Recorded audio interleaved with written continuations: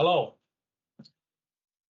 Hey, let's just do a quick thing here. I'll get you going and then I'll call you here after in a minute. But if you can you share your screen and pull open that website? Yeah, sorry, this is like baptism by fire, we call this, right? You just get thrown into the mess. But trying to find this the one.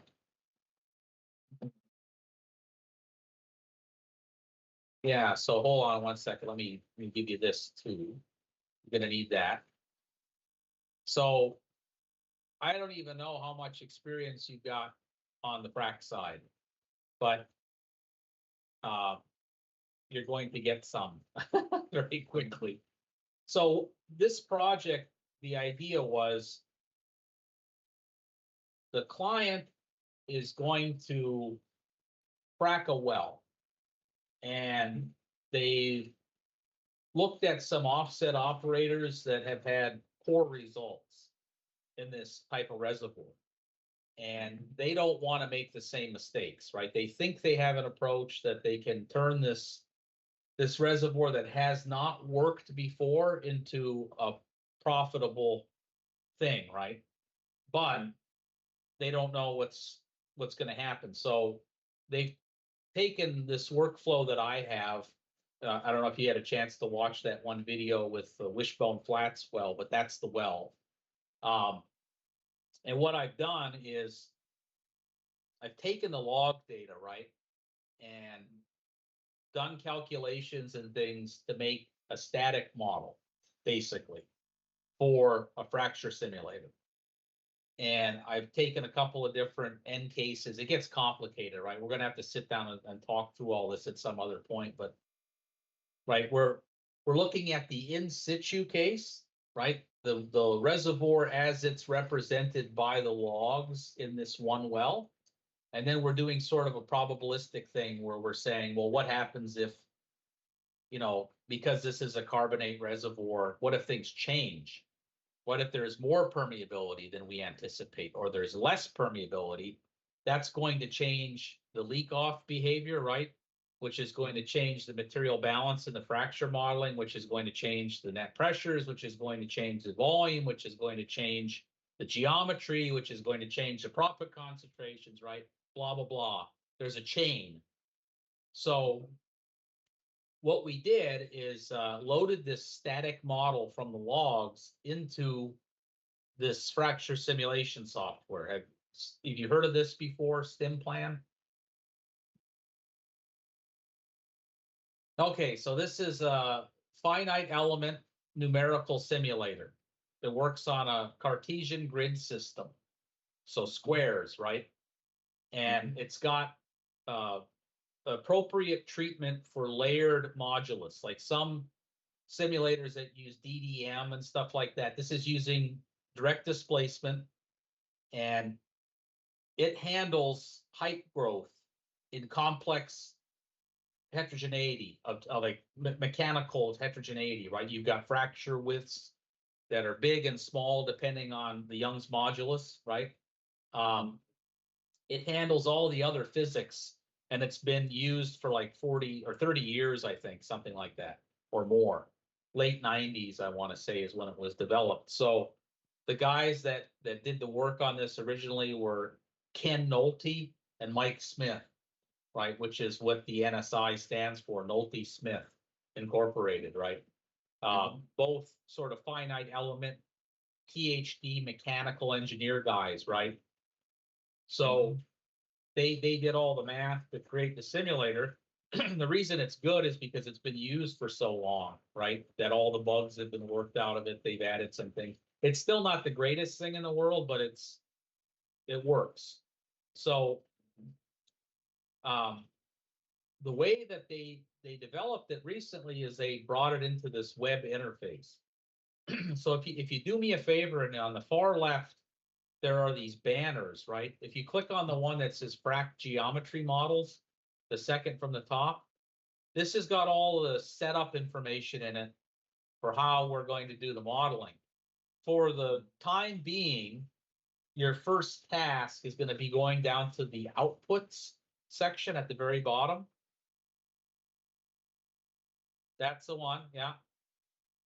And give this a second because it's going to take a while to load. But if you open up that spreadsheet that I sent you in the chat, this is like the modeling matrix that we put together with the client to figure out what model runs to make, right? So this guy, Doug Orr, which I'll introduce you to here shortly, he decided, hey, we wanted to do these different sensitivities. So I helped him boil this down to like the minimum number of runs that we sort of need to make in order to figure out how the reservoir behaves to these different sensitivities. So you've got like the stage length, the cluster spacing, right? Where we're looking at how the clusters are reacting with each other in a horizontal well, stress shadowing, stuff like that. We have two different landing depths. We're landing shallower and we're landing deeper. We have different injection rates. So the key thing here is rate, landing depth, and cluster spacing, really, what it comes down to. So we made all of these simulation runs, and the run numbers are listed in the table there. So like 50, 51, 52, et cetera, right? If you scroll down more, you'll see that I ran a couple of high perm and low perm cases as well, where we ran a different geologic static model, right? And so the high perm and low, there should be a low perm in there too, I think. Yeah, that one. So we ran these ones, different static model, but we still want to see what would happen, right? So the initial thing that I want to do is take all of this data, all the data from the simulations, and let's compile it and figure out what the hell happened, right? Like, let's see what the reservoir is telling us about how it responds to injection rate, cluster spacing, and landing depth. So if you go back to the StimPlan website on the top there, and yeah, on your tab or whatever, it's finally loaded. So now what you would do is scroll down to one of these runs that is in that table. Yeah, like 70, whatever. Just go down some more.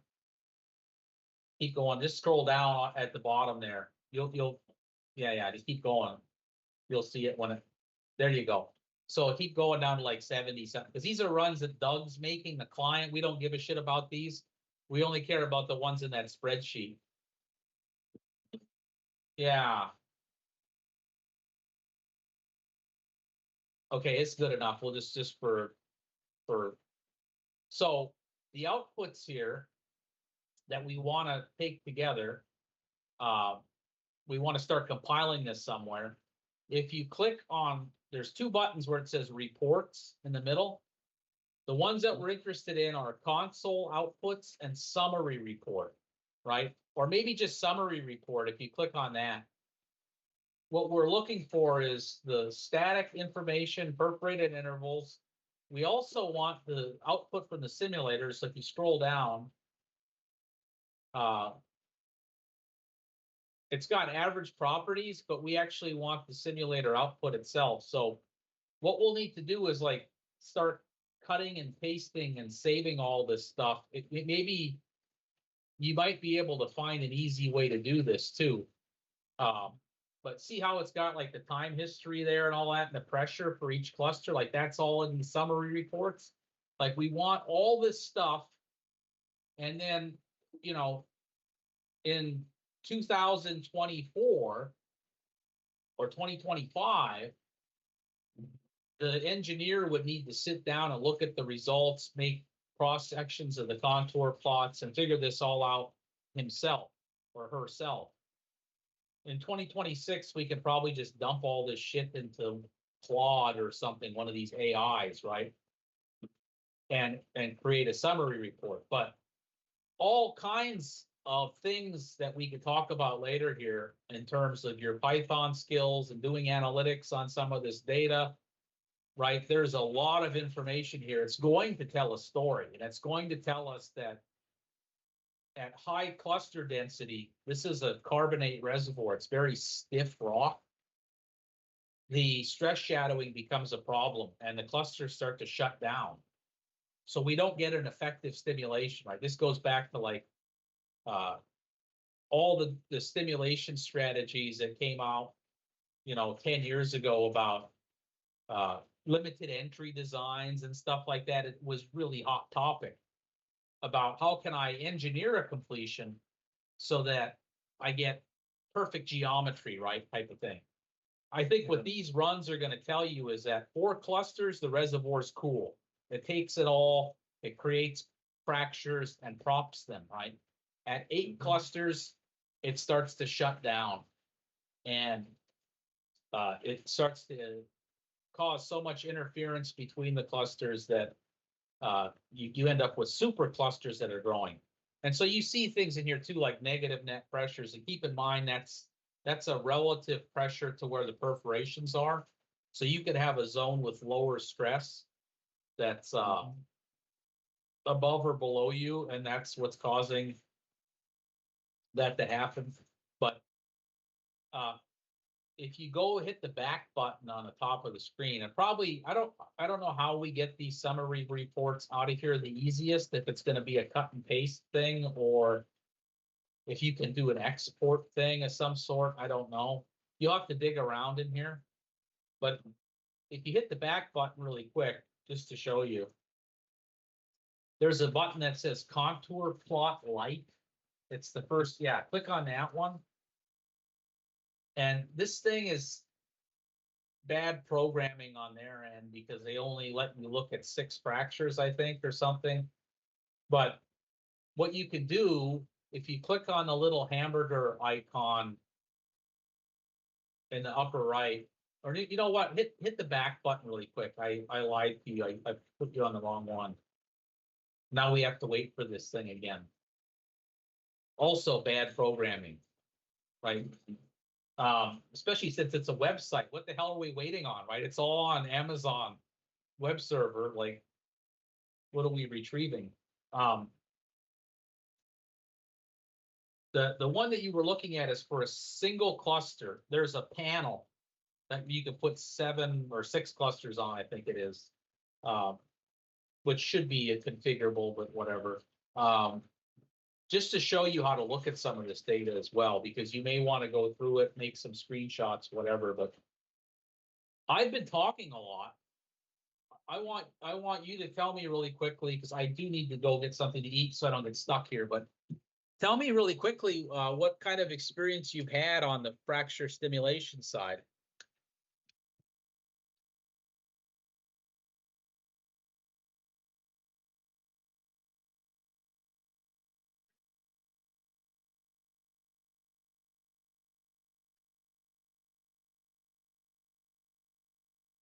Okay, so you've got experience running frac simulators then.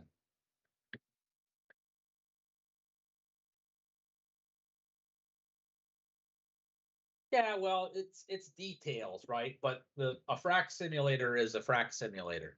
Yeah, okay, so click on the button that says Contour Plot Panel Light, the third one. Yeah, that's the one I wanted you to. Pretty much everything here is just a button, right? So you click the button like G-plot. You want to make a G-plot or a GDPDG plot, G functions. Yeah, so now you can pick on the top what the property is that you want to look at, and you can pick the time step. So like you've got total width, which is fine. You can pick the last time step or whatever, prop coverage. You can configure the scales and all that stuff, but you can see like what's happening here, right? And yeah, and if you click on the little hamburger icon in the upper right, the configuration menu, yeah, that thing, it'll let you pick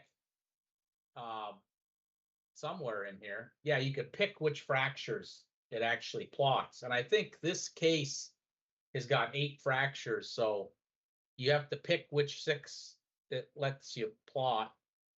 And then the other thing is for the options, you can plot the raw data or the contoured data. I always like to look at the raw data because that's actually what the simulator's outputting. Like the contouring is like an extra level of beautification, if you will, right, to make it look nice. But I'm a nerd, right? I do the finite element thing. I'm looking to see what's happening. Like, do I have checkerboard patterns in my net pressures, right? Is there something weird going on where the solver is failing to converge on the explicit solution, right? Like that sort of stuff. But go ahead and advance that time all the way to the end on that bar in the upper left, the time drop down thing. Yeah, just scroll all the way to the bottom and pick the closure. So perfect example, right? What happened? You probably need to move some of your plots over to the drag. Yeah, hit the. There's a reset button in there somewhere, I think. Zoom, refresh data. I don't know. Close. Hit the zoom one. Yeah.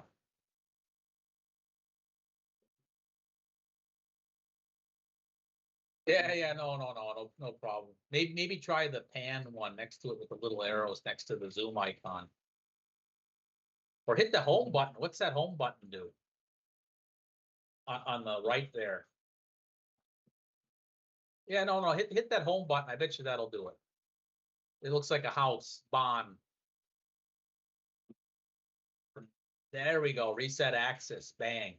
So now you can see what's happening with the simulation, right? You've got one supercluster that's taking off, and the rest of them are all shut down. So, this is one run of 40 or whatever that we have, right? But so when we put these all together, right, what we're trying to figure out is 8 clusters too many, bad stimulation. 4 clusters works good, but maybe we could do 6. And we have a few cases with 6 in there, I think. So anyways, what I'd like you to do for now is just play with the software, start to learn it, and see if you can find a way to extract those summary reports without, it'd probably be worth your time to look at the help files, or the other option that you have too, which I will put in the chat, but you'll have to wait until these people wake up in the morning, is you can send an email. See.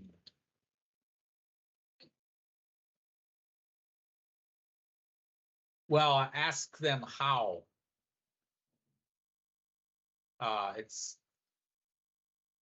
It's this email address, but you could, you would just write an email saying like, hey, I'm doing some simulation work for a client, CC me on it. And, just wondering if there's an easy way to export summary reports for all of these runs, because we got a lot of runs. But you may be able to figure it out on your own too, if you dig around in there. But it worst case scenario, right? I'll help you as well or whatever. We'll just cut and paste them. If that's what we got to do, that's what we got to do. But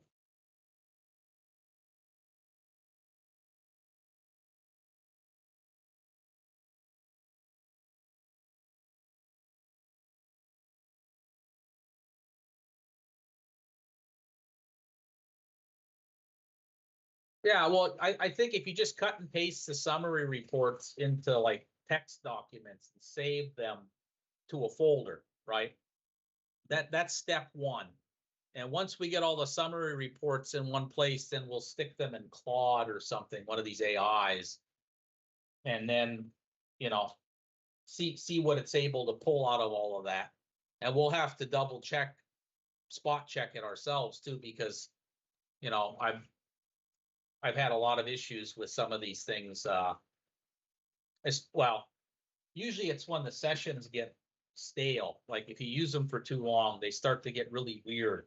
If you start new sessions and you create a very specific prompt that is very directed, they work really well, right? Like you just tell it, here's frac data. I want you to get into it, collate everything, look at all of the actual simulation, output, look at the summaries, and report back to me on X, Y, and Z, it should do a good job.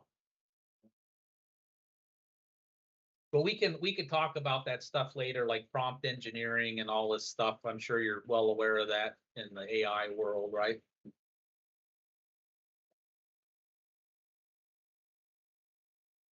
Okay, yeah, and it's also a good opportunity too. I'll get you involved. I'm in the mud right now. I've spent the last 3 weeks or something of my life working on a fracture simulator myself, and I'm writing the code for it. I'm trying to have AI help me. Um, and I've got it sort of working, but I've got some small details that are sort of kicking my ass that I'm trying to work with. You know, what it comes down to really is how you treat the tips and the propagation logic, and how you mesh everything and stuff like that. I've got viscous tip in there. I'm using Delaney triangles for meshing fully finite element. Um, it's running slow. I've got some calibration cases I'm trying to check it on. Right now, the problem I've got is because it's a coupled solver. The way that the fluid injection works and the propagation of the fracture and stuff depends on the time steps. So like different time steps are giving me different results, like not cool, right? That's not what I want. That's scary, you know? So I'm doing some sensitivities right now to sort of figure this out on DT convergence and things like that, and seeing how different the results are based off of but like this software, I'll when we get time here later today or something. I'll ask you that question: what hours do you plan to work?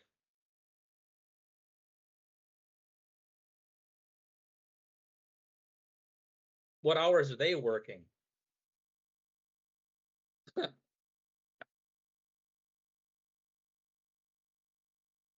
Do you know when they're working though? Like what time, from when to when?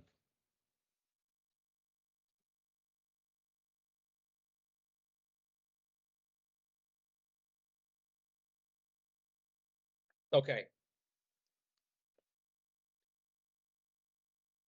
Okay, if that's all right with you, then we'll plan on that sort of. But what I'll do, I've got a meeting. Today is a shit. Every day is a shitty day. It seems like these days. Um, Let me do this. What is this thing from? This is from 8:30 to 9:30. So what I'll do, I'll just make a new meeting here. Uh, from 10. That's going to be unfortunately, we'll do that then. But between now and then, you know, it's your first day. You've already been drowned with a huge pile of things to do. So